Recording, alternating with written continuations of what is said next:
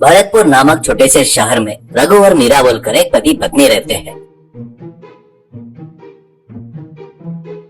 रघु उस गांव में एक फैक्ट्री में बिल्डिंग मशीन से काम करते रहता है।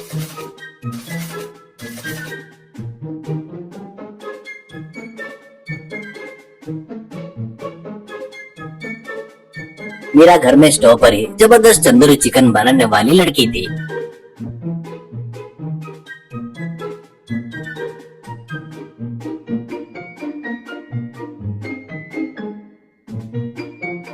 वो दोनों गरीब थे पर उन दोनों के बीच में एक बड़ा सपना था। एक दिन उनका भी एक तंदूरी चिकन का स्टॉल रहना करके मीरा हमेशा रघु से कहते रहती थी।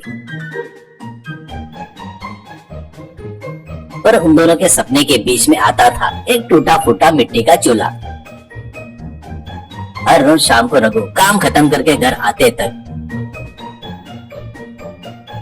मीरा छोटे से चूल्हे के पास बैठकर पसीना पोंछते हुए खाना बनाते रहती थी। मीरा उस दिन भी खाना बनाकर चिकन लाकर रघु को देती है और मीना दुखी होते हुए, रघु देखो रघु, आग जलाते जलाते कम हो गई। इससे एक तरफ का चिकन बराबर नहीं पका और दूसरी तरफ का अच्छे से पक गया। मुझे समझ में नहीं आ रहा है। ऐसे कहते हुए दुखी होती है। तो रघु, अरे पगली, इतनी छोटी सी बात के लिए इतना दुखी क्यों होती हो? रुक जा, उस चूल्हे को ठीक करता हूँ। ऐसा कहते हुए मिट्टी के चूल्हे को ठीक करने के लिए बहुत ही कोशिश करता है रघु, पर वो कोशिश विफल हो जाती है और चूल्हा थोड़ा टूट जाता है।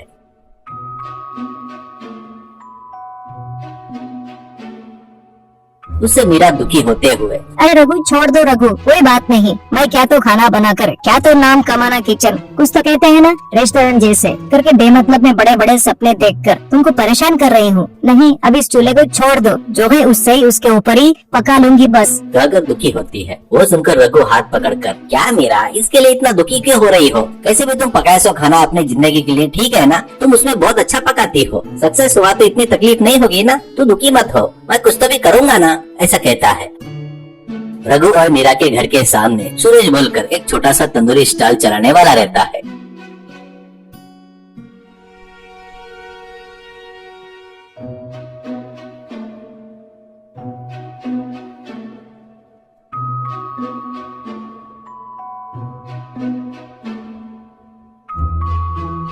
सुरेश के पास सब कुछ था पर वो बहुत ही आलसी था। कभी क्या स्टॉल ओपन करके तंदूरी पकाता था।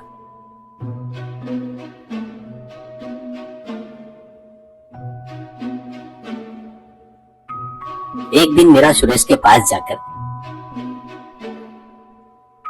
अरे सुरेश भैया, आज कैसे भी स्टार पर ज्यादा ध्यान नहीं दे रहे हो ना? मुझे दे दो ना महीने भर के लिए किराए से। मैं इसमें चिकन तंदूरी बनाकर बेचूंगी, तुमको हर महीने किराया भी दूंगी। ऐसा कहती है। वो बातें सुनकर सुरेश गुस्से से, क्या बात कर रही हो मीरा, क्या बात कर रही हो? जब चाहे तब पकाऊंगा, नहीं तो बंद कर दूंगा। ये मेरा स्टॉल है। वैसे भी तुम्हारे पास चूल्हा खरीदने के लिए पैसे नहीं है, तो तुम कैसे आकर मुझे हर महीने किराया देती करके बोल रही हो? देख, मैं खाना बनाना बंद किया तो मेरे पास काम दूंगा उतना ही, लेकिन मेरे स्टॉल में खाना पकाकर, वो भी तंदूरी चिकन पकाकर, क्या है तो रसोई वाली दीदी रहती है ना, वैसी फेमस हो जाना चाहती हो क्या? ऐसे बेमतलब का मत सोच। कहकर फालतू के चार बातें सुनाता है। इससे मीरा की आंखों में पानी आ जाता है। दूर से रघु ये सब देख रहा था।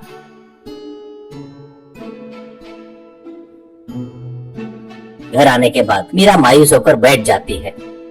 तो तुरंत मीरा से रघु, देख मीरा, तू मेरी हिम्मत है। मैं दूर से वो सूरज बोल रहा सो बातें देख रहा था। तुम उसके बातों पर ज्यादा ध्यान मत दो। वो कभी काम नहीं करता है और काम करने वाले को इनकरेज भी नहीं करता है। उससे अपने कुछ लेना देना नहीं है। तुम चिकन तंदूरी बना रही हो बस, ऐसा कहता है। मीरा, नहीं जी, मैं दुखी नहीं हूँ। वैसे भी उसने कुछ भी नहीं कहा ना। वैसे भी कोई भी कुछ बोले तो मैं दुखी नहीं हो रही हूँ। मेरे लिए तुम बिल्कुल दुखी मत हो। ऐसा कहते हुए अंदर कितना भी दर्द हो, ऊपर से पति का दिल नहीं दुखाना करके मीरा उस दर्द को बाहर नहीं दिखाती है।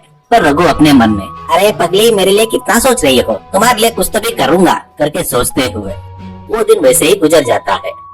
रवि फैक्ट्री में काम कर रहा था पर रवि का मन पूरा तंदूरी चिकन अपनी पत्नी से कैसे भी बनवाना है करके, कुछ तो भी करके अपनी पत्नी की मदद करना है करके सोच रहा था। रघु अपने मन में, मीरा की आंखों में मैंने पानी देखा। उसने मुझे आज तक कुछ भी नहीं मांगा, पर फैक्ट्री का काम भी उतना ही है। ये लोग तनख्वाह भी बराबर नहीं देते हैं। तो स्टोव तंदूरी बनाना बोले तो, ग्रिल तो सब खरीदना बोले तो पैसे चाहिए ना। कैसे करूँ, क्या करूँ, सोचने लगता है। तब उसके मन में एक विचार आता है और तुरंत रघु, अरे हाँ यार, तंदूरी बोले तो इस वेल्डिंग मशीन की मदद से तंदूरी चिकन बना सकता हूँ ना करके सोचता है।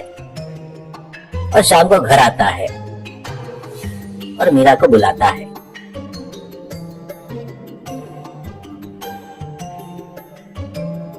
मीरा अरे क्या है जी, तो इतने जोर से बुलाए, क्या हुआ आज? करके पूछती है तो रघु, तुम कभी भी मैरिनेट करके सब मिलाकर चिकन तंदूरी रखती हो ना, वो एक बार लेकर आओ ना, ऐसा कहता है। तो मीरा, वो 2 पीस ही है जी, स्टोर टूट गया ना, मैंने अपने खाने के लिए ऐसे कोले पर भूनते हुए बनाती हूँ, मिलाकर रखी हूँ, बनाई नहीं अभी तक। ऐसा कहती है। तो वो बातें सुनकर रघु, मेरे पास वो कच्चा चिकन लेकर आ, ऐसा कहता है। ठीक है करके लाकर देती है मीरा। तो मीरा के सामने ही वो देखते हुए बिल्डिंग से जबरदस्त चिकन तंदूरी बनाता है रघु।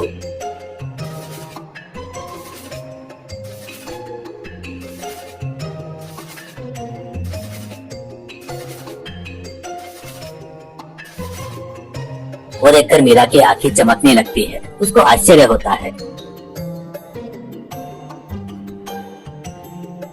तब मीरा तुरंत, अरे क्या है जो मैं देख रही हूँ, सच्ची है ना? तंदूरी चिकन आप वेल्डिंग मशीन से बना रहे हो क्या? बहुत बढ़िया है जी। कहते हुए खुश होती है। तो रघु, एक बार खाकर टेस्ट कैसा है बताओ मीरा, करके कहता है। मीरा एक पीस खाकर तुरंत, बहुत बढ़िया है जी, सच में ऐसा स्टाइल कहीं भी नहीं मिलेगा, बहुत ही टेस्टी है जी, बहुत बढ़िया सोच है आपकी। कहते हुए खुश होती है। तुरंत रघु, देखो कल से 4 वेल्डिंग मशीन आ रहे हैं, वो हमारे फैक्ट्री में बगैर काम के पड़े हैं, तुम चिकन तंदूरी का स्टॉल ओपन कर लो, अपन तंदूरी चिकन बेच रहे हैं, ऐसे कहता है। बोले वैसे ही वो वेल्डिंग मशीन से चिकन तंदूरी बनाना शुरू करते हैं रघु और मीरा।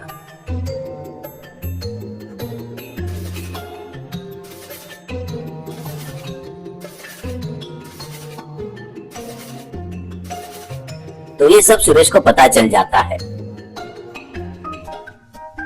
सुरेश तुरंत वहाँ पर आए एक कस्टमर बुजुर्ग से, अरे देखो चाचा, मैं कैसे पकाता हूँ, ओवन में या ग्रिल में बनाता हूँ, पर वो लोग उस वेल्डिंग मशीन से पका रहे हैं, उस वेल्डिंग मशीन से कुछ हुआ तो आपके सेहत का क्या होगा, ऐसा कहता है। तो बुजुर्ग, देखो सुरेश यार, तुम अमावस्या पूर्णिमा को अपना स्टॉल ओपन करते हो, तेरे को क्या करना है उनसे, वैसे भी वेल्डिंग मशीन से क्या होगा, मैंने खाया है, बहुत ही टेस्टी है, तू काम नहीं किया तो कुछ नहीं होगा, पर बाजू वाले के काम को खराब मत कर, कहते हुए वो खरी खोटी सुनाता है सुरेश को वो बुजुर्ग।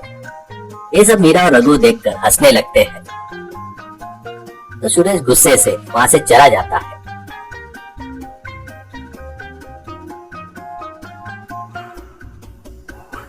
पर कुछ भी हो यार, वेल्डिंग मशीन वाला चिकन तंदूरी बहुत ही फेमस हो गया। सोचा वैसे ही मीरा का सपना पूरा हुआ। रघु और मीरा बहुत खुशी से जीने लगते हैं तब से।